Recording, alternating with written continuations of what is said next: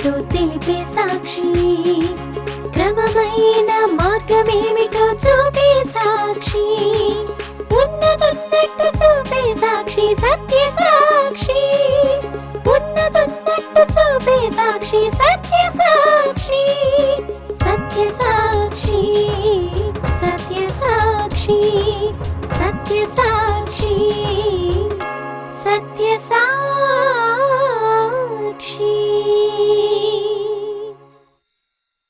దేవుడిచ్చేవి శాశ్వతమైనవి, పోగొట్టుకోలేనివి, డబ్బుతో కొనలేనివి, భూ సంబంధమైనవి కాక పర సంబంధమైనవి ఆయన ఇస్తాడు. ఉదాహరణకి మనము మన పిల్లలకు ఆస్తి ఇస్తాం, మనము మన పిల్లలకి బట్టలు ఇస్తాం, కానీ దేవుడు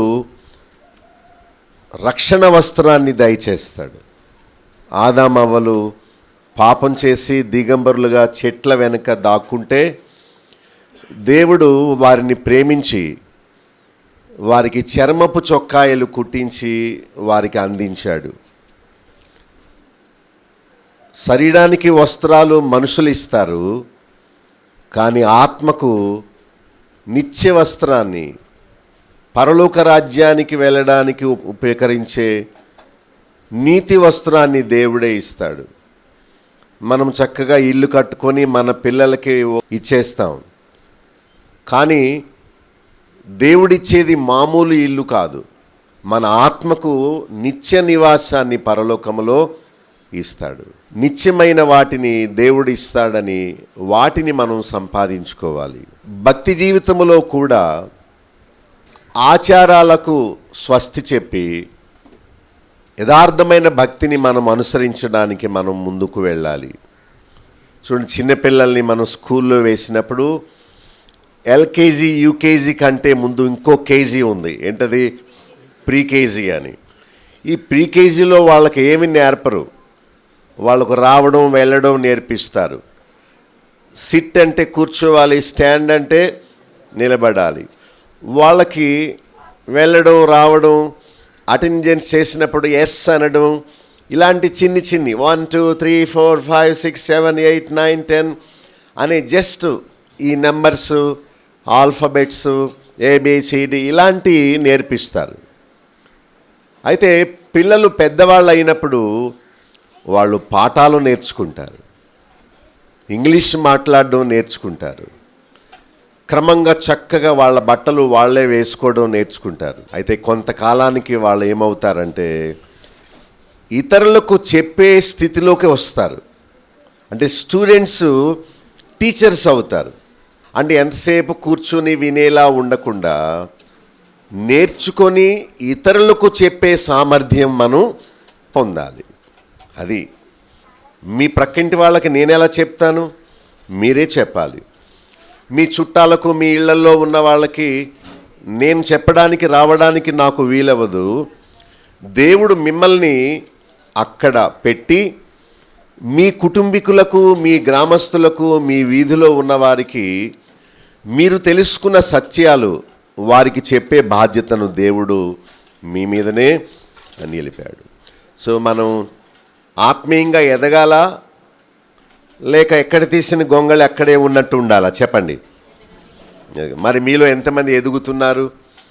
ఎదుగుట అంటే చిన్నప్పుడు ఎవరేం చెప్తే పిల్లలు అది వింటారు కదా. పిల్లలకి ఏం తెలియదు పాపం, ఏం చెప్తే అది నమ్ముతారు.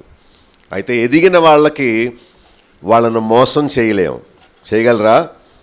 ఓ ఈ కథలు చెప్పక మాకు తెలుసులే అంటారు ఎదిగిన వాళ్ళు.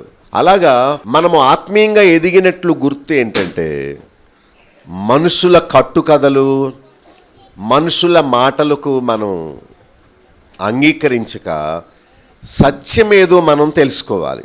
చెప్పింది ప్రతిదీ విని ఓహో ఇలాగేనేమో అనుకోకూడదు. అది ఎంతవరకు నిజము, ఎంతవరకు సత్యము అని మనంతట మనమే ఎంక్వైర్ చేసి చదువుకొని వాక్యాలను పరిశోధన చేసి మనంతట మనము తెలుసుకోవాలి.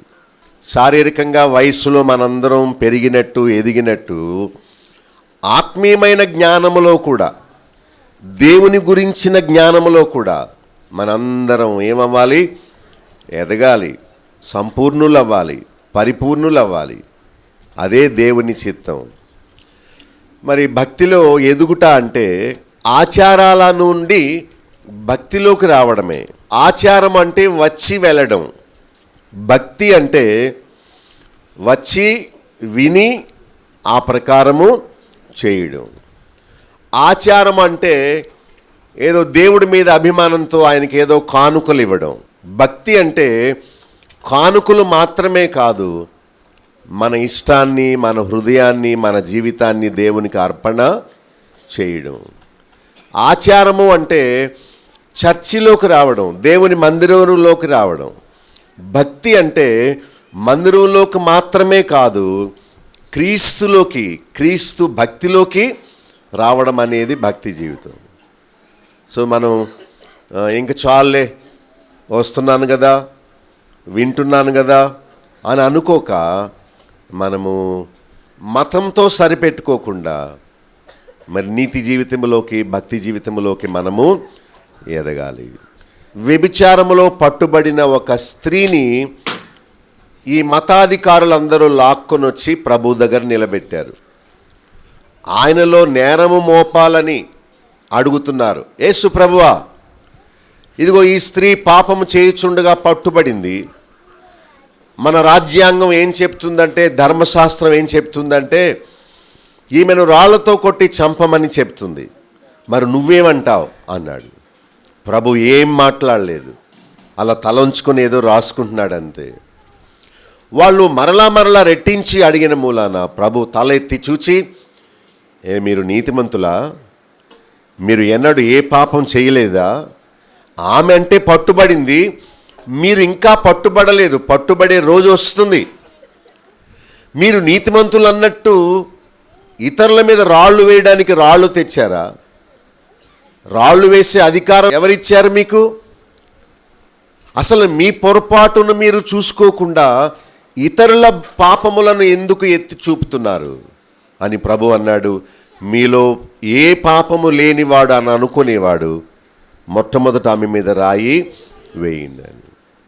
అయితే ప్రభు వాళ్ళ పాపాలు వారికి గుర్తొచ్చేలా చేశాడు.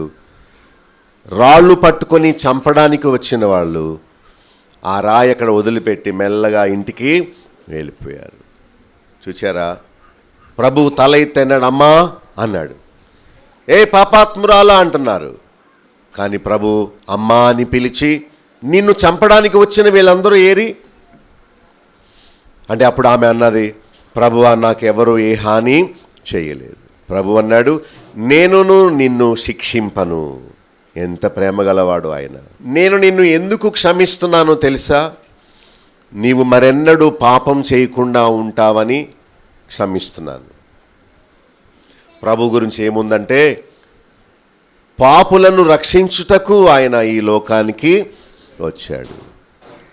ఒక ప్రశ్న వేస్తున్నాను, వాళ్ళందరూ రాళ్ళు పట్టుకొని కొట్టడానికి, చంపడానికి వచ్చారు కదా. ప్రభు అన్నాడు, మీలో పాపము లేనివాడు ఎవరు అని అడిగాడు.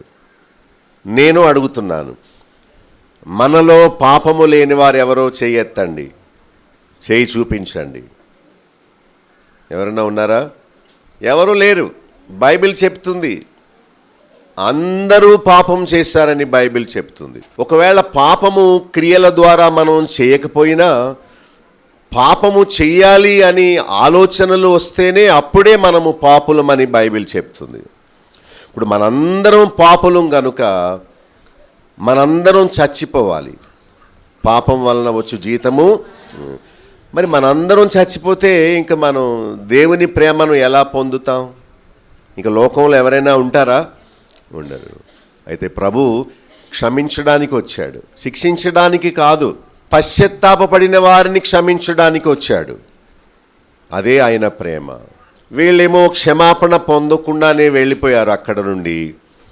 అయితే ఆ పాపి ప్రభు దగ్గరకు వచ్చి పాపిని ఒప్పుకొని పశ్చాత్తాపపడి క్షమాపణ పొంది వెళ్ళింది. ఇంకొక సందర్భంలో యేసు ప్రభు ఒక మందిరానికి వచ్చాడు. అప్పుడు బలహీనమైన చేయి కలిగిన ఒక అతను అక్కడ కూర్చొని ఉన్నాడు.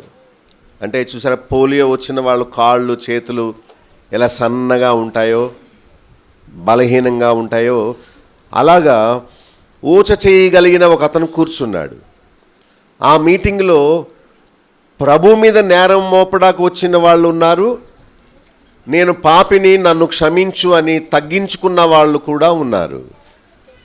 అయితే శాస్త్రులు పరిసయ్యులు అనే వాళ్ళు వచ్చి అంటున్నారు, ఈరోజు శనివారం కదా, నువ్వు ఇక్కడున్న బలహీనుడైన వాడిని బాగు చేయుడు ధర్మమా అని అడుగుతున్నారు. ప్రభు అన్నాడు, మంచి పని చేయడానికి మంచి రోజులు కావాలా? మంచి క్రియలు ఎప్పుడైనా చేయొచ్చు. మీరు ఆషాఢమని, మూఢమని, అష్టమని, లేకపోతే ఏదేదో చెప్పి మీ గొర్రె పిల్ల గోతులో పడిపోతే ఇవాళ అమావాస్య కనుక తీయొద్దు చావని అని వదిలేస్తారా? విడిచిపెట్టారు కదా. మరి ఇతను చెయ్య పాపం బలహీనంగా ఉండి తాను పనులు చేసుకోలేకపోతున్నాడు, అతన్ని బాగు చేయడం తప్ప అని ప్రభు వాళ్ళని ప్రశ్నించాడు. అని అక్కడ ఉన్న అతన్ని, ఏ బాబు నీ చేయి చాపు అన్నాడు. అనగానే ప్రభు చెప్పినట్లు ఆయన వైపు ఇలా చేయి చాపాడు. చాపగానే ఈ మామూలు చెయ్యి ఎలా బలంగా ఉందో ఈ చెయ్యి కూడా బలంగా వచ్చేసింది. అప్పుడు వాళ్ళందరికీ కోపం వచ్చింది. ఏయ్, మా మతాన్ని కాదంటావా? మేము అమావాస్య రోజు ఏ పని చేయకూడదు అనుకుంటే నీవు అమావాస్య రోజు ఈ మంచి పని చేస్తావా? ఈరోజు విశ్రాంతి దినము శనివారం, ఎవరు చెయ్యెత్తకూడదంటే నువ్వు చెయ్యెత్తమని ఎందుకు అన్నావు? ఏ పని చేయకూడదంటే ఎందుకు బాగు చేశావు అని ఆ బలహీనుణ్ణి ప్రభు బలపరిచినందుకు వారు ప్రభుని చంపడానికి చూశారట. అంటే మనం బాగుపడడం సమాజానికి ఇష్టం ఉండదు. కుంటివాడు కుంటివాడుగానే ఉండాలి, త్రాగుబోతు త్రాగుబోతుగానే ఉండాలి, తిరుగుబోతుగానే ఉండాలి. దేవునిలోనికి రావడం మనుషులకు ఇష్టం ఉండదు. దేవుని భక్తి మనకు నీతిని బోధిస్తుంది. ఆ మందిరంలో యేసు ప్రభు ఉన్నాడు, ఉండి బలహీనులైన వారిని అందరినీ బలపరుస్తున్నాడు, అవిటి వారిని స్వస్థపరుస్తున్నాడు, నీతి బోధలు చేస్తున్నాడు. వీళ్ళందరేమో వాడిని బాగు చేయడానికి వీల్లేదు, మాకు మతం ముఖ్యం, మాకు విశ్రాంతి దినం ముఖ్యం, మాకు మా కులం ముఖ్యం, మాకు మూఢం ఆషాఢం ముఖ్యం అని అంటున్నారు. కానీ వాళ్ళ గొర్రెనేమో గోతులోంచి పైకి తీస్తారట. కానీ ఒక దీనుడు అవస్థలు పడుతుంటే అతనికి మేలు చేయడానికి వీల్లేదని ప్రభు మీద వారందరూ ఎదురు తిరిగారు. ఎంత బాధనో! ఈ సమాజం ఓర్చదు. ఈ సమాజం తమ తోటి వారు బాగుపడుతుంటే చూస్తూ ఉండలేదు. అయితే ప్రభు వారెవరినీ లెక్క చేయకుండా ప్రభువుని చంపడానికి వాళ్ళు వచ్చినా కూడా ఆయన ఆ బలహీనుడైన వారిని స్వస్థపరిచాడు. సో ఒక గుంపందరూ దేవునికి ప్రభువుకి వ్యతిరేకంగా ఉంటున్నారు, మరో గుంపందరూ ప్రభు పక్షంగా ఉండి ఆయన ద్వారా క్షమాపణ సమాధానాన్ని పొందుతున్నారు. సో మనం మతాధికారుల్లా లేక మతానుచారులుగా ఉండకుండా మనము భక్తి గలవారుగా ఉండాలని ప్రభు కోరుతున్నాడు. భక్తి అంటే దేవుడు తన సేవకుల్ని రప్పించాడు, వారు దేవుని మాటలు చెప్తున్నారు అని చక్కగా విని, నిజమే నా కోసమే ఈ వాక్యం అని అనుకొని మార్పు చెంది ప్రభు ద్వారా క్షమాపణ పొంది మరి ఆయన ఆశీర్వాదాలకు వారసులు అవడం. చూడండి, మత్తయి సువార్త 15వ అధ్యాయం ఈరోజు మీకు చెప్తాను, 1 నుండి 14 వచనాల్లో. మత్తయి సువార్త 15వ అధ్యాయం అనగానే మరలా శాస్త్రులు పరిసయ్యులుకును ప్రభువుకి మధ్యలో ఉన్న మాటల యుద్ధము గురించి వ్రాయబడింది. యేసు ప్రభువేమో భక్తిని బోధిస్తూ ఉంటే ఈ శాస్త్రులు పరిసయ్యులు ఆయనను యక్ష ప్రశ్నలు అడుగుతూ ఆయన్ని బాధ పెడుతూ ఆయన్ని వ్యతిరేకిస్తూ ఎదిరిస్తూ ఉన్నారు. మరి 15వ అధ్యాయం ప్రారంభంలో యెరూషలేము నుండి వచ్చారట శాస్త్రులు పరిసయ్యులు. ఎక్కడి నుండి? యేసు ప్రభు పుట్టింది యెరూషలేములో కాదు. ఎక్కడ? బెత్లెహేము. యెరూషలేములో హేరోదు రాజు ఉన్నాడు, యెరూషలేములో పెద్ద మందిరం ఉన్నది, యెరూషలేములో అంగీలు ధరించిన మతాధికారులు ఉన్నారు, ధర్మశాస్త్రము పుస్తకాలు ఇవన్నీ ఉన్నాయి. జ్ఞానులు వచ్చినప్పుడు హేరోదు చెప్పగానే వాళ్ళందరూ గ్రంథాలు పరిశోధన చేసి యేసు ప్రభు ఎక్కడ పుట్టాడో వారు చెప్పారు కానీ వాళ్ళలో ఎవరు వచ్చి చూడలేదు. ఇతరులకు చెప్పేవారు ఉన్నారు కానీ అనుసరించేవారు లేరు. వారు నిలువుపాటి అంగీలు ధరించారు కానీ దేవుడిచ్చే రక్షణ వస్త్రాన్ని వారు ధరించలేదు. ఈ పెద్ద మనుషులు యెరూషలేము నుండి వచ్చారట. వచ్చి ప్రభువుని ఒక ప్రశ్న వేస్తున్నారు. వాళ్ళు విమర్శించేవారే కానీ ఎదుటివారి పాపాలు చూచేవారే కానీ వారి కళ్ళల్లో ఉన్న దూలమును వారు గమనించరు. అందుకనే ప్రభు వారిని సిగ్గుపరిచాడు. వారు వచ్చింది దేవుని వాక్యము విని జీవితాన్ని మార్చుకోవడానికి కాదు. వారు వచ్చింది యేసు ప్రభులు ఏమైనా తప్పులు పడదామని వచ్చారు. కానీ ఆయనలో ఏ పొరపాటు కనుక్కోలేకపోయారు. వాళ్ళ మోటివ్స్, వాళ్ళ ఉద్దేశాలు చెడ్డవి. దేవుని మందిరానికి వచ్చేది ఆయన నామాన్ని ఉపయోగించుకొని లబ్ధి పొందడానికి అవ్వకూడదు, ఆయన చిత్తానికి సమర్పించుకోవడానికి రావాలి. ఎప్పుడైతే మనము దేవుని బిడ్డలుగా అవుతామో దేవుడు మనం అడగకుండానే మన అవసరం తీరుస్తాడు ఆయన. ఈ మతాధికారులు ఏం చేస్తారంటే, ఓ దేవుడా నీ దగ్గర వస్తాను, నాకేంటి లాభం? అది ఒక చెడ్డ విధానం అన్నమాట. చాలామంది మేము సంఘానికి వచ్చాము, మాకేంటి ఉపయోగం అంటారు కానీ మేము సంఘానికి ఏం చేయగలిగాము అని ఆలోచన చేయరు. దేవుడి దగ్గరికి వచ్చిన వాళ్ళు కూడా ఇలాగే అంటారు, మేము దేవుడిని నమ్ముకుంటే మాకు ఏం కలిసి వస్తుంది, జీవితం మారుతుంది, ఇంకంతకంటే ఏం కావాలి? చెడ్డ స్వభావము పోయి నీతిగా జీవించాలనే ఆశ దేవుడు తన ఆత్మ ద్వారా ఇస్తాడు, అంతకంటే ఏం కావాలి? వీళ్ళు వచ్చేది విమర్శించడానికే, తప్పులు పట్టడానికే. అయితే వాళ్ళు వచ్చి అడుగుతున్నారు ఏమని? 2వ వచనంలో, నీ శిష్యులు చేతులు కడుక్కోకుండా ఎందుకు భోంచేస్తున్నారు? చూసారా, యేసు ప్రభుని తప్పు పట్టడం, ఇంకొక ఎవరు ఆయన శిష్యులను కూడా తప్పు పట్టడం. వీళ్ళందరూ అప్పుడే స్నానం చేశారండి. కానీ వాళ్ళ ఆచారం ఏంటంటే భోంచేసే ముందు మళ్ళా చేయి కడుక్కోవాలి.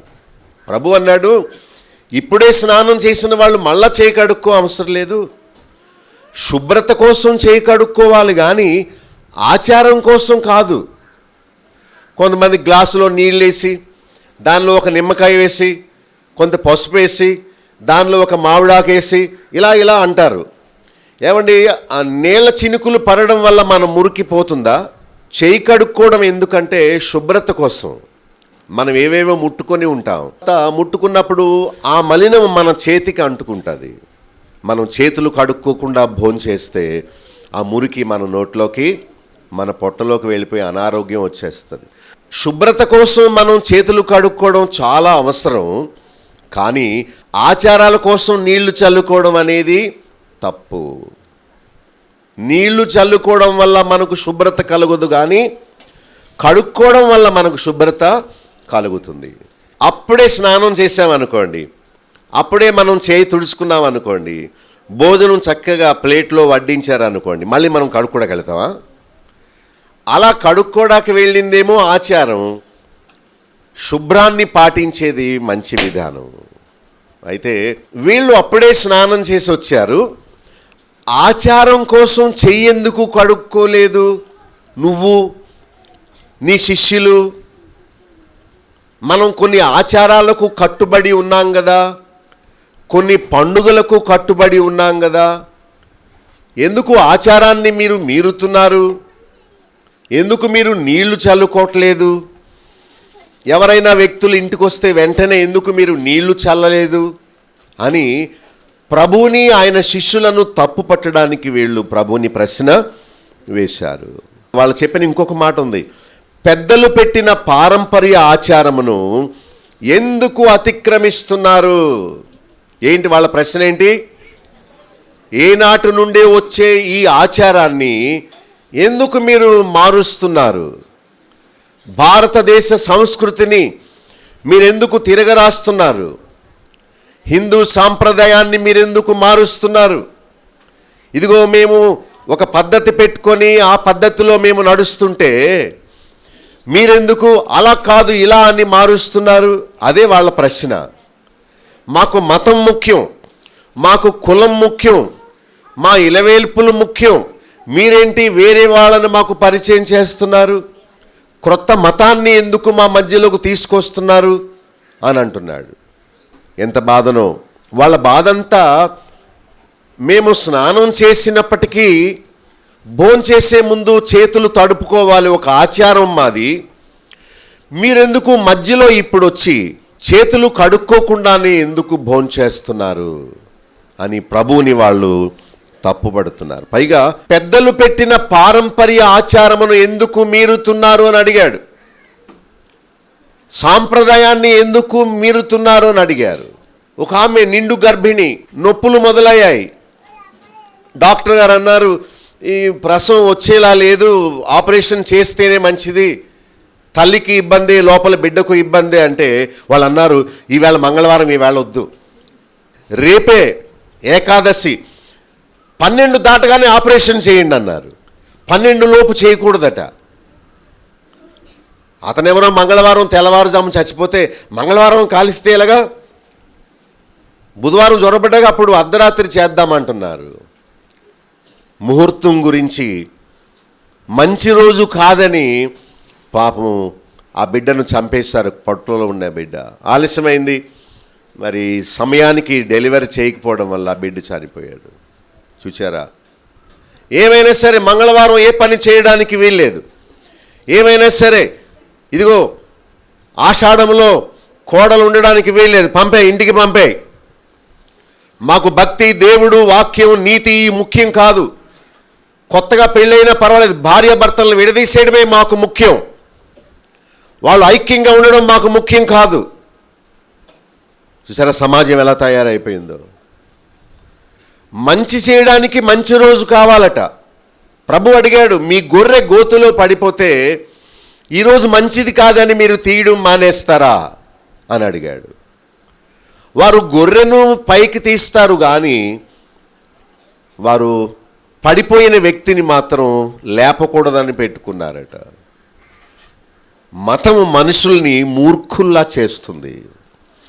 మతము మనుషులను దేవుడి దగ్గరకు రాకుండా దూరం చేస్తుంది. ప్రజలందరూ గ్రుడ్డివారై మా మతం మాకు ముఖ్యం, మా కులం మాకు ముఖ్యం, కానీ నీతి న్యాయాలు మాకు అక్కర్లేదు అంటున్నారు. క్రైస్తవ్యములో కూడా సేవకులు ఎలా తయారయ్యారంటే మాకు ఉపవాసం ముఖ్యం అంటున్నారు, కానీ దేవుడు చెప్పే నీతి న్యాయాలు వారు ముఖ్యముగా ఎంచుకోవడం లేదు. ప్రభుతో వారు మాట్లాడుతున్నారు, మా ఆచారాన్ని మీరు ఎందుకు ఖండిస్తున్నారు? ఏమన్నారు చూడండి, పెద్దలు పెట్టిన పారంపర్య ఆచారం అంటే ఏనాటి నుండో వచ్చే ఈ ఆచారాన్ని మీరెందుకు అతిక్రమిస్తున్నారు అన్నారు. ప్రభు కూడా ప్రశ్న వేశాడు 3వ వచనంలో, మీరు మీ పారంపర్య ఆచారము నిమిత్తము దేవుని ఆజ్ఞను ఎందుకు అతిక్రమిస్తున్నారు? విచారా, వాళ్ళేమని అడుగుతున్నారు, ప్రభువు ఏమని అడుగుతున్నాడు చూడండి. ఆచారాన్ని ఎందుకు అతిక్రమిస్తున్నారని వాళ్ళు అడుగుతుంటే ప్రభు ఏమన్నాడు, మీరు ఆచారము నిమిత్తము దేవుని ఆజ్ఞను ఎందుకు మీరు అతిక్రమిస్తున్నారని ప్రభు అడిగాడు. వాళ్ళు అడిగింది ఏంటంటే, మాకు ఆచారాలు ముఖ్యం, నువ్వెందుకు ఆచారాలు ఆచరించట్లేదు, ఎందుకు క్రిస్మస్ పండుగ చేసుకోవట్లేదు, ఎందుకు క్రొవ్వొత్తులు వెలిగించట్లేదు, ఎందుకు క్రిస్మస్ చెట్టు పెట్టలేదు, ఎర్రబట్టలు వేసుకున్న తాతను ఎందుకు పెట్టలేదు, ఎందుకు కేక్ కట్ చేయలేదు అని అడుగుతున్నారు వాళ్ళు. ప్రభు ఏమన్నాడు, మీకు ఆచారాలు ముఖ్యమా, దేవుని ఆజ్ఞను మీరెందుకు అతిక్రమిస్తున్నారు? దేవుని ఆజ్ఞ ఏం చెప్తుందంటే ఆచారాలు వద్దు అని చెప్తుంది. ఆచారాల వల్ల ఎవరు పరలోకానికి వెళ్ళరు. ఆచారం అంటే దేవుడికి చందా ఇవ్వడం, భక్తి అంటే దేవుడికి హృదయం ఇవ్వడం. ఏది ముఖ్యం అనుకుంటున్నారు? దేవుడు ఎప్పుడు నాకు చందా ఇవ్వండి అనలేదు. అడిగాడా? నాకు డబ్బులు ఇమ్మని అడిగాడా? మన డబ్బులన్నీ ఆయన ఏం చేసుకుంటాడు? దేవుడు నాకు భోజనం పెట్టమని అడగలేదు. భోజనాలు మనం వండుకొనే తింటాం. కానుకలు మనమే పోగు చేసుకొని మందిరం కట్టుకుంటాం, దేవుని సువార్తను చేస్తాం. కానీ మన డబ్బు కానీ, మన నైవేద్యాలు కానీ, మన భోజనాలు కానీ దేవుడు కోరడు, దేవుడికి చెందవు, దేవుడికి అక్కర్లేదు. ఆయన మన నుండి కోరేది విశ్వాసము, విధేయత. పాపము చేయొద్దు, నరకములో పడొద్దు అని చెప్తున్నాడే కానీ మన నుండి ఆయన ఏమీ కోరడం లేదు. మనమేమంటామంటే, నా ఇష్టాన్ని, నా హృదయాన్ని, నా జీవితాన్ని నీకు ఇవ్వను కానీ డబ్బు మాత్రం ఎంత కావాలంటే అంత ఇస్తామంటాం. దేవుడు అన్నాడు, అది ఆచారం. నీ నుండి నాకు ఏమొద్దు, నీ నుండి నేను కోరేది విధేయత. దేవుని ఆజ్ఞను గైకొనండి, అది ముఖ్యం కానీ పండుగలు చేసుకోవడం ముఖ్యం కాదు అని ప్రభు స్పష్టంగా వారికి చెప్పాడు. సో ఆచారాలు అతిక్రమించుట లేక దేవుని ఆజ్ఞను అతిక్రమించుట. వాళ్ళ ప్రశ్నేమో ఆచారాలు ఎందుకు అతిక్రమిస్తున్నారు అన్నాడు. ప్రజల యొక్క ఆలోచన విధానం ఎలా ఉందో చూడండి. ప్రభువు ఎలాంటి భక్తి నేర్పుతున్నాడో చూడండి. మరి దేవుని ఆజ్ఞ ఉదాహరణగా ఒకటి చెప్పాడు. ఏంటట దేవుని ఆజ్ఞ? చూడండి, నీ తల్లిదండ్రులను ఘనపరచాలి, సన్మానించాలి. ఒకవేళ తల్లిని తండ్రిని దూషిస్తే మరణ శిక్ష. అది దేవుడిచ్చిన ఆజ్ఞ. తల్లిని తండ్రిని ఘనపరచాలి, అత్తను మామను ఘనపరచాలి. కానీ వీళ్ళు దూషిస్తున్నారు.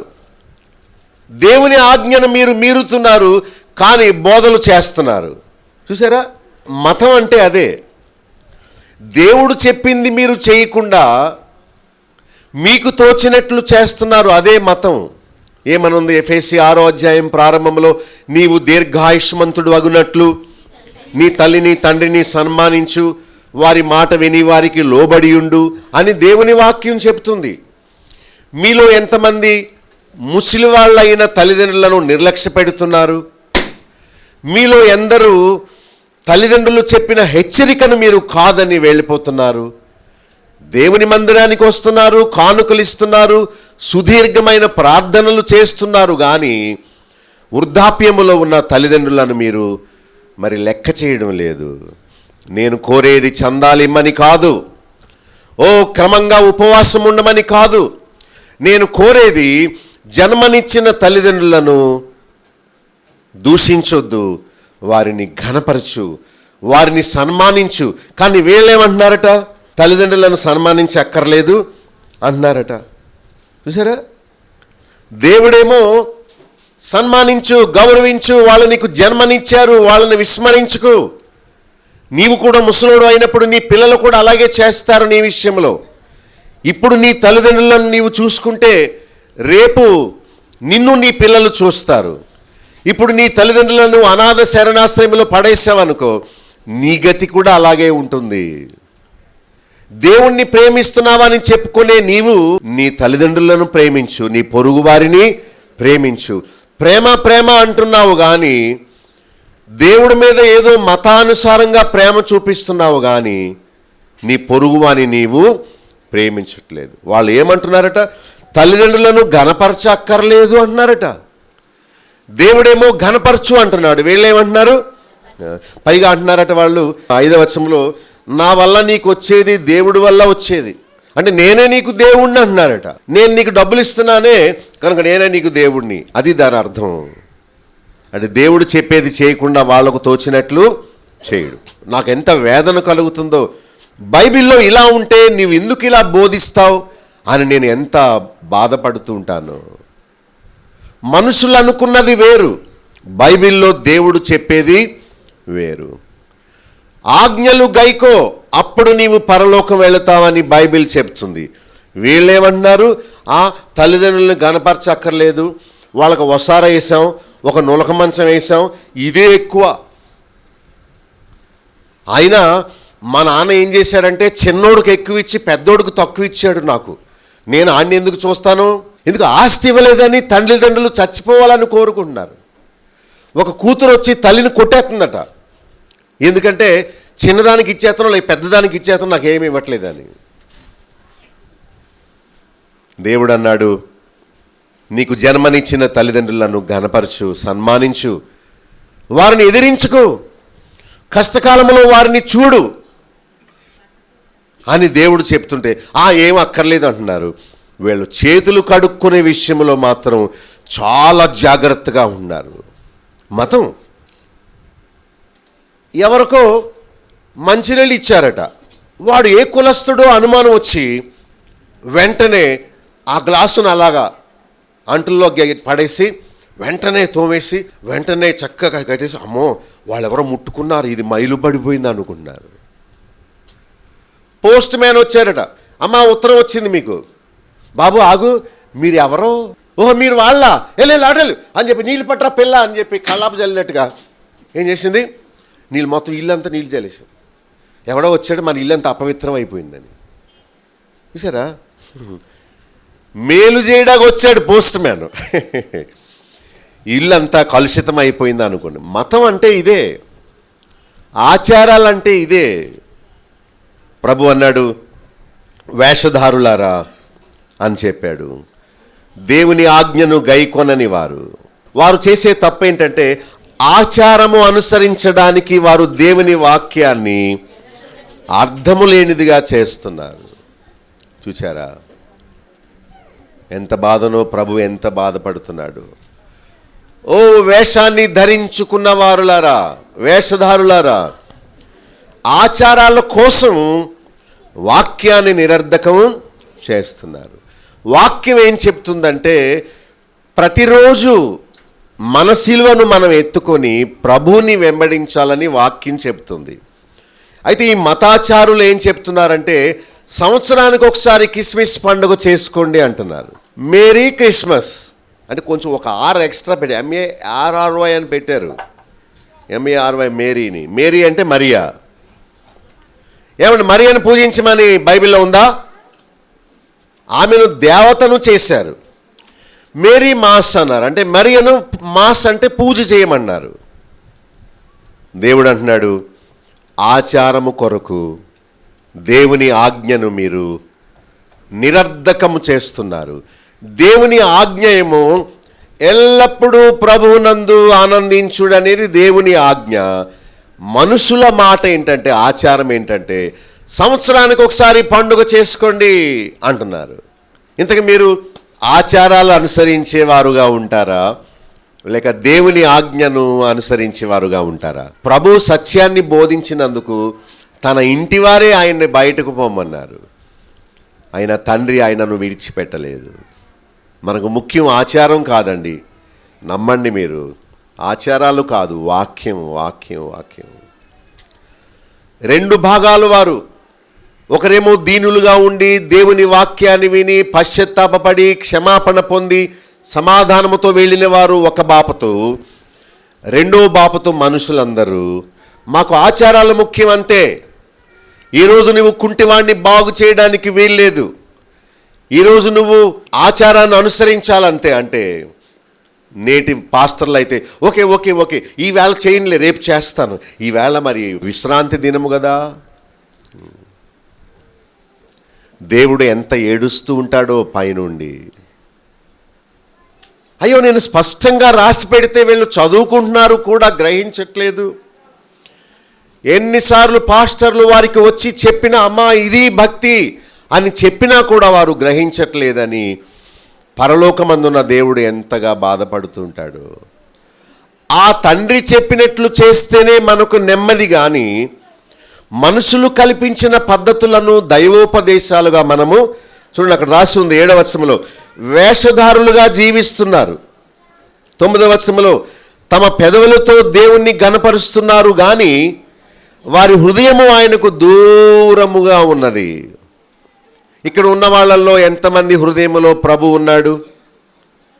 ఎంతమంది పెదవులలో దేవుని మాటలు ఉన్నాయి? ఎంతమంది హృదయములో దేవుని మాటలు ఉన్నాయి? జాన్ బనియన్ అనే ఒక గొప్ప భక్తుడు ఒక మాట అన్నాడు. ఏమన్నాడంటే, నీవు ప్రార్థన చేసినప్పుడు మాటలు లేని ప్రార్థన అయినా పర్వాలేదు కానీ గుండెలో మాత్రము ఆయనతో మాట్లాడు అన్నాడు. మాటలు లేని హృదయము ముఖ్యమా, హృదయము లేని మాటలు ముఖ్యమా? అంటే హృదయములో మాట్లాడుకుంటున్నాడు కానీ పైకి చిలక పలుకులు లాంటి మాటలేమి, అంటే మాటలు రావు పాపం. అంటే మందిరంలోకి వచ్చి అనుకున్నాడు, నేను ఎంత ఘోరమైన పాపిని, నన్ను నువ్వు రానిచ్చావు, నీ మాటలు నా చెవిలో వేస్తున్నావు, ఎంత గొప్పవాడిని దేవా, ఎంత దీనుండి నన్ను కరుణించావు, నువ్వు ఎంత ప్రేమ గలవాడు అని మనసులో అనుకుంటున్నాడు. కానీ నాలాగా సుదీర్ఘమైన ప్రసంగం, సుదీర్ఘమైన ప్రార్థనలు విస్తరించి ఇవేమీ లేవు. ఓకే, కానీ ఇంకొకరు ఉన్నారు, గుండెలో ప్రేమ లేదు కానీ పైకి మాత్రం ఎన్ని మాటలు, పరలోక ప్రార్థన చేస్తాడు, లేకపోతే ఏవేవో మంచి మంచి మాటలు అంటాడు. కానీ దేవుడు అన్నాడు, నీ పెదవులతో వేషధారణ మాటలు నాకు వద్దు, నీవు మాట్లాడలేకపోయినా గుండెలో దీనత్వము పశ్చాత్తాపం ఉండి అలా మౌనంగా ఉంటే చాలు. చూసారా, వీళ్ళు పెదవులతో దేవుణ్ణి గనపరుస్తున్నారట. అంటే ఓ పాటలు పాడతారు, ఓ బోధలు చేస్తారు, లేకపోతే నీతి మాటలు బోళ్ళు చెప్తారు, ప్రతి ఆదివారం వచ్చేస్తారు, పాటలు పాడేస్తారు, కానీ అబద్ధాలు మానలేదు. ఏంటి ఉపయోగం? అదే నోటితో ఇతరులను కించపరిచే మాటలు అంటూ దూషిస్తూ మళ్ళా అదే నోటితో మందిరానికి వచ్చి దేవా నీకు స్తోత్రం అంటారు. దేవుడు అలాంటి వేషము వద్దు అంటున్నాడు. మనం మనుషుల దగ్గర చాలా వేషాలు వేస్తాం, అంటే గుండెలో ప్రేమ లేకపోయినా ఉన్నట్టుగా మనం నటిస్తాం. కానీ దేవుడి దగ్గరికి వచ్చినప్పుడు అలాంటి నటన పనికిరాదు అంటున్నాడు. ఇప్పుడు డాక్టర్ దగ్గరికి వెళ్ళి అబద్ధం చెప్తే ఎవరికి నష్టం? మనకే నష్టం. ప్లేడర్ గారి దగ్గరికి వెళ్ళి ఉన్న విషయం చెప్పకుండా ఆయనకు కూడా ఏదో మడతెట్టి చెప్పామనుకో, ఆయన కూడా సరిగా వాదించలేరు. సో డాక్టర్ దగ్గర ప్లేడర్ దగ్గర ఉన్న విషయాన్ని చెప్పేయాలి, వెనక ముందు చూసుకొని ఎవరు లేరు అనుకుంటే. అలాగే దేవుడి దగ్గరికి వచ్చినప్పుడు మనము ముడతతో మోసముతో లోపల ఒకటి పైకొకటి అలాంటి విధానములో ఉంటే మనమే నష్టపోతాం, ఆయన ఏమి నష్టపోడు. అమ్మో ఆపరేషన్ చేస్తారేమో అని, అబ్బే బాగానే ఉంది అంటే ఎలా? డాక్టర్ గారు నాకు ఆపరేషన్ చేయకండి, ఏమైనా ట్యాబ్లెట్స్ ఇవ్వండి, నొప్పి తగ్గిపోద్ది అంటున్నాడు. అపెండిక్సైటిస్ వచ్చినప్పుడు మందులు పనిచేయవు, తప్పక పొట్ట కోసి ఆ అపెండిక్స్ ప్రేగు వాచిపోతే దాన్ని కట్ చేసి రిపేర్ చేయాలి, అప్పుడే బ్రతుకుతారు. మరి మన హృదయంలో ఉంది ఘోరమైన పాపము. దేవుడి దగ్గరికి వచ్చినప్పుడు ఇందా నీకు డబ్బులు ఇస్తాను, ఇదిగో నీకు అరటిపళ్ళు ఇస్తాను, నీకు బియ్యం ఇస్తాను, నన్ను నీతిగా ఉండమని అడక్కు, నా గుండెలో ఎంత పాపం ఉన్నా సరే దాని విషయం నీవు మాట్లాడకు, నీకు ఇచ్చేది ఇచ్చేస్తున్నాను కదా అంటే దేవుడు అన్నాడు, నాకేమి ఇవ్వక్కర్లేదు, నువ్వు నీ బతుకు పాడైపోకుండా నువ్వు చూసుకో చాలు, నువ్వు నన్ను ఉద్ధరించేది ఏమీ లేదు, నీవు నరకంలో పడిపోకుండా చూసుకో. మోసంతో ఉన్నావు, అబద్ధంతో ఉన్నావు, పైకి తెల్ల చొక్కా వేసుకున్నావు కానీ లోపలంతా కుళ్ళుతో ఉన్నావు. నీవు ఒకవేళ బయటకు చిరిగిపోయిన చొక్కా వేసుకున్నా పర్వాలేదు, నీ హృదయాన్ని పవిత్రంగా ఉంచుకోమని కోరుతున్నాను. నీవు ఒకవేళ ఉపవాసం ఉండలేకపోయినా పర్వాలేదు, నీవు మోకాళ్ళ ప్రార్థన చేసుకో. నీవు చర్చికి రాలేకపోయినా పర్వాలేదు, అబద్ధం మాత్రం ఆడకు అని చెప్తున్నాడు. మరి మనం ఎప్పుడు ఎదుగుతాం? మతాచారాలని విడిచిపెట్టి నీతి జీవితంలోకి ఎప్పుడు వస్తాం? ఇక నుండి నేను అబద్ధాలు ఆడనని మీరు చెప్పగలరా? ఇక నుండి నేను నా భార్యను మోసం చేయనని మీరు చెప్పగలరా? ఇక నుండి నా తల్లిదండ్రులను దూషించను, వాళ్ళను ఘనపరుస్తాను, దేవుడు చెప్పాడు కనుక నేను చేస్తాను, నాకు తోచినట్లు చేయనని మీరు చెప్పగలరా? దేవుడు మన నుండి కోరేది నైవేద్యాలు, డబ్బులు, కానుకలు ఇవి కాదండి. ఇవ్వమని ఒక ఆజ్ఞ ఉన్నది, ఇవ్వాలి. కానీ మనమేదో దేవుణ్ణి ఉద్ధరిస్తున్నామని ఎప్పుడు తలంచకూడదు. ఆయన మన నుండి కోరేది ఆయన ఇచ్చిన ఆజ్ఞలను గైకొనాలి. దేవుడు ఇచ్చిన ఆజ్ఞలన్నీ మన కోసమే. ఒరే బాబు, నీ ఆస్తి నీకు మీ అమ్మ నాన్న ఇచ్చేశారని వాళ్ళని వదిలేయకు. ఒకవేళ వాళ్ళని కానీ నీవు విస్మరించావంటే నీకు అదే గతి పడుతుంది అని చెప్తున్నాడు దేవుడు. దేన్ని విత్తుదువో దానినే కోస్తావు. నీవు వృద్ధాప్యములో ఉన్న నీ తల్లిదండ్రులను అగౌరవపరిస్తే, వారిని బాధ పెడితే, ఇదిగో నీవు కూడా ఒకరోజు ముసలివాడవవుతావు, నీ పిల్లలు కూడా నీకు అదే శాస్తి చేస్తారు. ఇది ధర్మం, ఇది న్యాయం. నేనేం మిమ్మల్ని గుడులు కట్టుబెట్టమని చెప్పట్లేదు, ఉపవాసాలు ఉండమండం లేదు, ఏమో దాన ధర్మాలు చేరమండం లేదు. మీరు మీ గురించి చూసుకోండి, ఆజ్ఞను గైకోండి అని చెప్తున్నాడు. అయితే వాళ్ళు వాక్యాన్ని నిరర్ధకం చేస్తున్నారు, ఆచారాలు పాటిస్తున్నారు, వేషధారులుగా జీవిస్తున్నారు. వాళ్ళు చేసే పొరపాటు 9వ వచనములో, పెదవులతో దేవుణ్ణి గణపరుస్తున్నారు కానీ వారి హృదయము దేవునికి దూరముగా ఉన్నది. మనుషులు కల్పించిన పద్ధతులు దైవోపదేశాలు అంటున్నారు. దైవోపదేశం ఏదో బైబిల్లో ఉంది. మనుషులు కల్పించిన పద్ధతి త్రిత్వము, మనుషులు కల్పించిన పద్ధతి ముగ్గురు దేవుళ్ళు, త్రిమూర్తులు. దేవుడు వాక్యం మాత్రము దేవుడు ఒక్కడే అని బైబిల్ చెప్తుంది. వాక్యము చెప్పినట్టు చేయకుండా పాస్టర్లు గురువులు చెప్పినట్లు చేయడమే దేవుణ్ణి వ్యర్థముగా ఆరాధించడం. బైబిల్ చెప్పింది, యేసు ప్రభు చెప్పాడు ఎవరిని ఆరాధించాలి, ఎవరిని ప్రార్థించాలి అని. యేసుక్రీస్తు ద్వారానే మనం దేవుణ్ణి చేరాలని బైబిల్ చెప్తుంది, ఇంకెవ్వరూ లేరు. యేసు ప్రభు ఒక్కడే మనకు మార్గం. ప్రభు చెప్పాడు, నా ద్వారా తప్ప ఎవ్వడు పరలోకానికి దేవుడి దగ్గరికి ఎవ్వరు వెళ్ళ. మనుషులు కల్పించిన పద్ధతులు వారు దైవోపదేశాలని బోధిస్తున్నారు.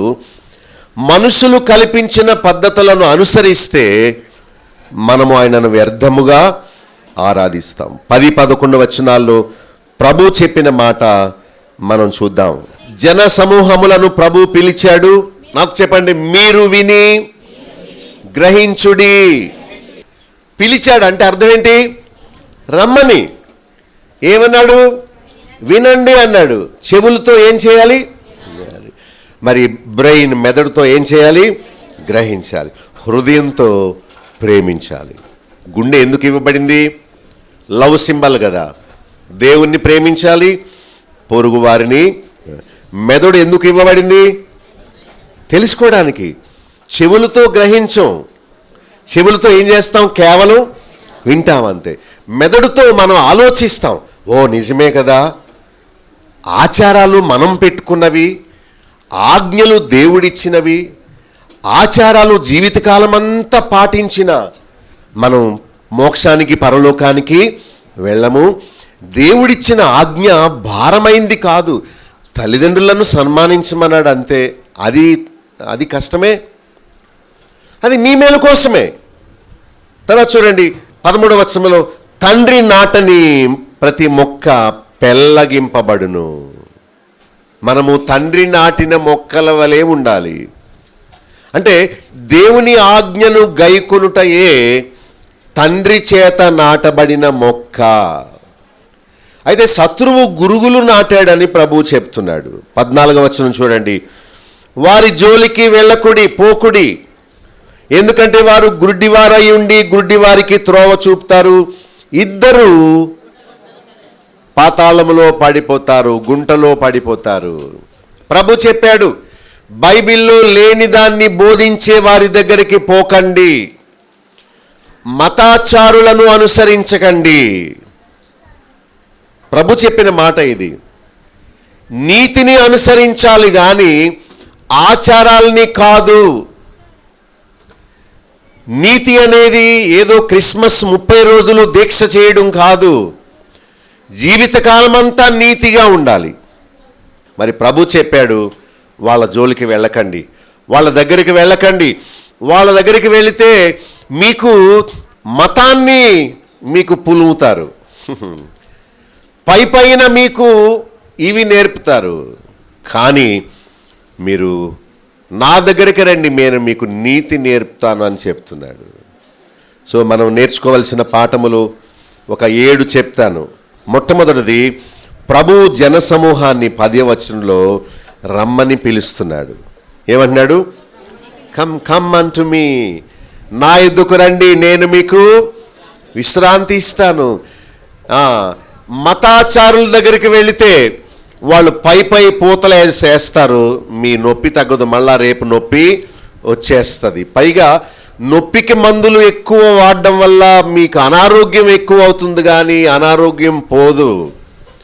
నా దగ్గరికి రండి, మీకు ఆపరేషన్ చేసి నొప్పికి కారణాన్ని తీసివేస్తానంటే, సో ప్రభు రమ్మని పిలిచేది ఆయన ఏదో చందాలు పోగు చేసుకొని గుళ్ళు కట్టుకొని ఏవో ఆయన పెద్ద బ్యాంకులో బ్యాలెన్స్ పెంచుకోవడానికి కాదు మనల్ని రమ్మని పిలిచేది. ఈ నీతిగల మాటలు వింటామని, అపవిత్ర జీవితాన్ని విడిచిపెడతామని, పాపములు చేయక నరకాగ్ని గుండములో పడిపోక నీతిగా బ్రతికి పరలోకములో ప్రవేశిస్తామని, మనము మన కుటుంబము మన బిడ్డలు ఆయురారోగ్యాలతో సంతోషముతో శాంతితో బ్రతుకుతామని ప్రభు మనల్ని రమ్మని పిలుస్తున్నాడు. కనుక ఆయన పిలుస్తున్నాడు, మనము వచ్చి విని అయితే పరిసయ్యులు మాత్రము విని గ్రహించుటకు రాలేదట, ప్రభువుకి యక్ష ప్రశ్నలు వేయడానికి వచ్చారు. ఎదుటివారి కంట్లోని నలుసులు తీయడానికి రావాలా, లేక మన దూలాన్ని మనం తీసుకోవడానికి రావాలా? ఇతరులు కూడా మనకెందుకు, మనకి 24 గంటలు నొప్పి అయితే మనమే ఆపరేషన్ చేయించుకుని మనమే బాగు, నా బదులు నువ్వు చేయించుకొని మీ ఆవిడ అడిగి పేలిపోకుండా ఉంటుందా ప్రేగు? సో వాళ్ళందరూ వచ్చేది ఎందుకంటే తప్పు పడదాం, ఏం తప్పు చెప్తాడో చూద్దాం అన్నట్టు వచ్చారట. వాళ్ళు సిగ్గుతోనే వెళ్ళిపోయారు. అయితే మనం ప్రభు కోరినట్లు వచ్చి విని రెండవది మనం ఏం చేయాలంటే 12వ వచనం 15, 16 వచనాల్లో కొందరు ప్రభు మాటలు విని అభ్యంతరపడ్డారు. అయితే 15, 16లో పేతురు వలె ఆ భావమును తెలుసుకొని మనం వివేకులం అవ్వాలి. పేతురు అడుగుతున్నాడు, యేసు ప్రభువా, మేము ఆ మాటలు విన్నాము, మాకు వివేకం అనుగ్రహించు, ఆ భావమును మాకు తెలియపరచు అని అడుగుతున్నాడు. సో మనం కూడా రెండవది చేయవలసిన పని ఏంటంటే అభ్యంతర పడకూడదు. కొన్నిసార్లు వాక్యం వినినప్పుడు ఆయన నాకే చెప్తున్నాడు అనిపిస్తుంది కదా. ఏమనిపిస్తుంది? దేవుని వాక్యం ఎంత గొప్పదంటే ఒక పదునైన కత్తి కడుపులో పొడిస్తే లోపలికి ఎలా వెళ్ళిపోతుందో దేవుని వాక్యం కూడా మన హృదయంలోకి వెళ్ళిపోతుంది. కనుక అభ్యంతర పడాలా లేకపోతే వివేకులవ్వాలా? ఏమంటే దేవుని మాటలు, మంచి మాటలు, నీతిగల మాటలు చెప్పినప్పుడు వింటే మంచిదా, లేదా మనసులో వ్యతిరేకిస్తే మంచిదా? 20వ వచనంలో ఒక మాట ఉంది, ఏంటంటే చేతులు కడుకొనుట మాత్రమే కాదు, హృదయాన్ని శుద్ధి చేసుకోవాలి. 9వ వచనంలో ఏం చేయాలి?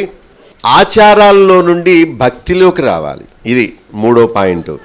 4వ విషయం చూడండి, 2-3 వచనాల్లో పారంపర్య ఆచారాలు విడిచిపెట్టి దేవుని ఆజ్ఞను గైకొనాలి. మీరు జీవితకాలం అంతా చర్చికి వస్తే దేవుడిచ్చే రక్షణ పొందలేరు. అది ఒక ఆచారం మాత్రమే.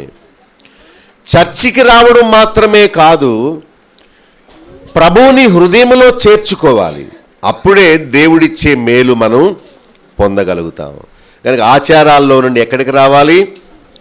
భక్తిలోకి రావాలి. అంటే దేవుని ఆజ్ఞలు గైకొనాలి. మరి మీరు గైకొంటారా? 5వ షరతు చూడండి, 7-9 వచనాలతో పెదవులతో మాత్రమే కాదు హృదయముతో దేవుణ్ణి ఘనపరచాలట. చాలామంది పాట పాడేస్తారు కానీ ఆ పాట అర్థం ఆలోచించరు. చాలామంది పైకి వందనాలు చెప్తారు కానీ లోపల ఎంతో కపటం ఉంచుకుంటారు. అలా ఉండకూడదు. పెదవులతో మాత్రమే కాదు హృదయంలో దేవుణ్ణి ఘనపరచాలి. ఆదివారం ఒక్కరోజు కాదు, ఎల్లప్పుడూ దేవుణ్ణి మనం స్తుతిస్తూ ఉండాలి. 6వది చూడండి, 14వ వచనంలో గ్రుడ్డివారి జోలికి పోకూడదు. గ్రుడ్డివారంటే వాళ్ళు గ్రుడ్డివారు, మనకేం దారి చూపిస్తారు? కళ్ళున్న వాడిని మనం వెంబడిస్తే మనల్ని చక్కగా దారికి తీసుకెళ్తాడు కానీ, గమ్యానికి తీసుకెళ్తాడు కానీ, వాడికే తెలియదు నీతి అంటే ఏంటో. ఇక మనకేం బోధిస్తాడు? కనుక మనం తప్పు బోధల దగ్గరికి వెళ్లకుండా సత్యమైన వాక్యం దగ్గరికి రావాలి. నామకార్థ తప్పు సంఘాలకు మనం దూరంగా ఉండాలి. ప్రభు అన్నాడు, వాళ్ళ జోలికి పోకుడి అంటే అర్థం ఏంటి? వాళ్ళ దగ్గరకు వెళ్ళవద్దు. వాళ్ళు చేదు మాటలు వేస్తారు, వారు తప్పు బోధలు చేస్తారు, వారు ఆచారాలు నేర్పిస్తారు కానీ భక్తిని నేర్పించరు అన్నాడు. ఇక చివరిగా లాస్ట్ది చూడండి, 17 నుండి 20 వచనాల్లో ఏవి మనల్ని అపవిత్రపరుస్తున్నాయో, ఏవి మనల్ని గుంటలో పడవేస్తున్నాయో, మనం అపవిత్రులుగా ఉండక పవిత్రులుగా జీవించి ఆయన రాజ్యము కొరకు మనం సిద్ధపడాలి. రావాలి, వినాలి, గ్రహించాలి. ఓకే, ఫస్ట్ పాయింట్ అయిపోయింది. రెండవది, అభ్యంతర పడకుండా జ్ఞానం నిజమే కదా అని జ్ఞానం తెచ్చుకోవాలి. మూడవది అంటే చేతులు కడుక్కోవడం కాదు, హృదయాన్ని కడుక్కోవాలి. అది పాయింట్. మూడవది ఏంటి? హృదయాన్ని కడుక్కోవాలి. నాలుగవది ఆచారాలు విడిచిపెట్టి ఆజ్ఞలు గైకొనాలి. ఐదవది పెదవులతో కాదు హృదయంతో, అంటే కనీసం ప్రతి ఆదివారం వచ్చి దేవుణ్ణి స్తుతించాలి. ఇక ఆరవది గుడ్డివారి జోలికి పోకూడదు.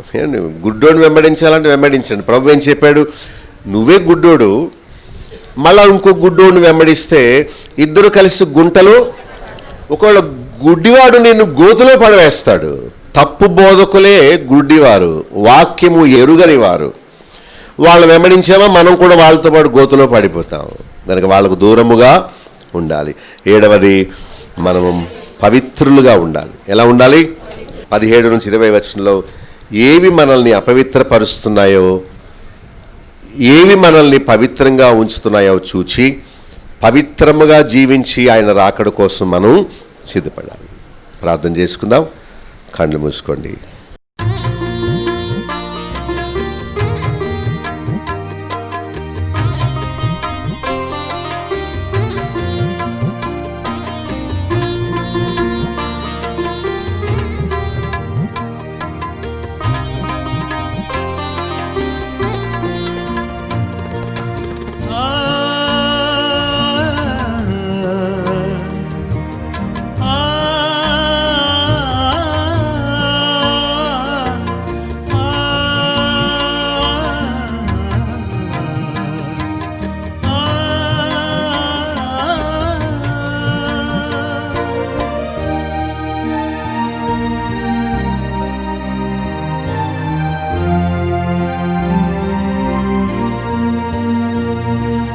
వాక్యమైన దేవుడు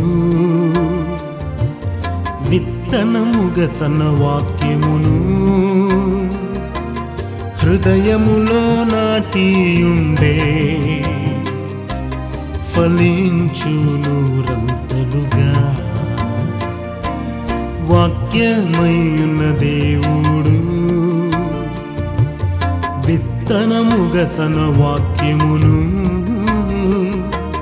హృదయములో నాటియుండే ఫలించును రంతలుగా. వాక్యమయున్న దేవుడు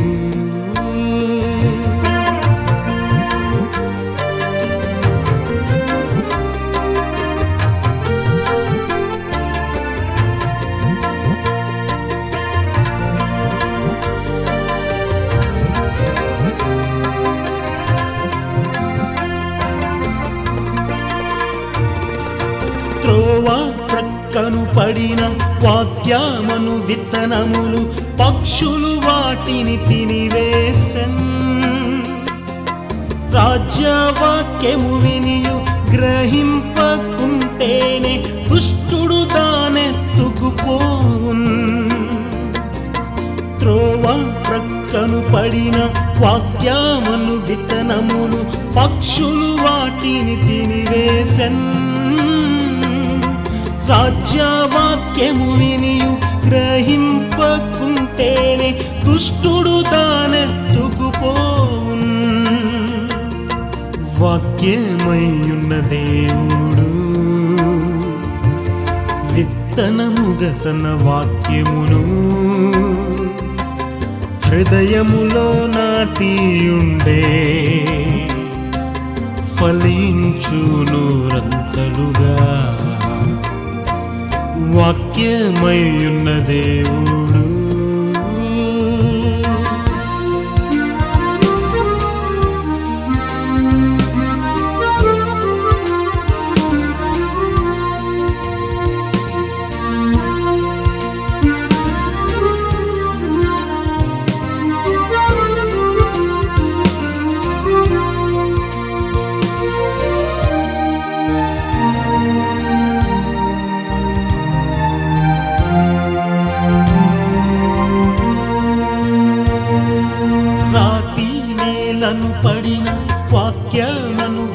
విత్తనములు మన్నులేనందున ఎండిపోయిన్.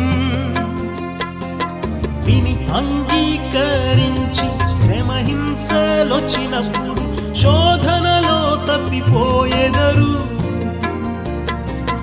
రాతి నేలను పడిన వాక్యమను విత్తనములు మన్నులేనందున ఎండిపోయెన్.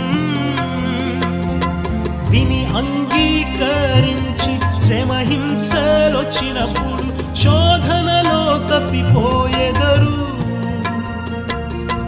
వాక్యమయ్యున్న దేవుడు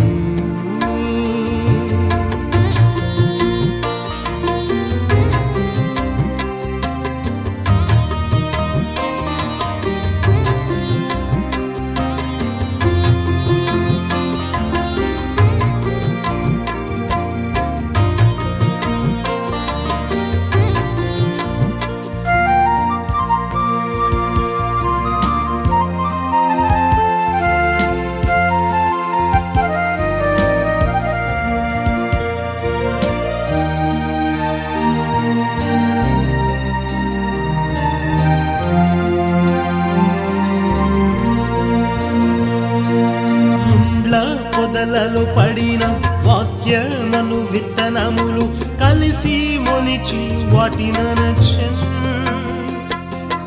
ఐహిక విచారముతో ధనమోసములలో అణిగి నిష్ఫలులగుదురు. ముండ్ల పొదలలో పడిన వాక్యమను విత్తనములు కలిసి మొలిచి వాటిననచెన్. ఐహిక విచారముతో ధనమోసములలో అణిగి నిష్ఫలులగుదురు. వాక్యమయ్యున్న దేవుడు. మా చిరునామా బాబులో గండి, chairman, Bethel assembly, Nallajerla. Pin code 534112, పశ్చిమ గోదావరి జిల్లా, ఆంధ్రప్రదేశ్. మా ఫోన్ నంబర్స్ 08818277333. మా సెల్ నెంబర్ 9440111250. మరొక సెల్ నెంబర్ 9000000803. మా ఈమెయిల్ ఐడి satyasakshi.tv@gmail.com. మా వెబ్సైట్ www.bethelassembly.net.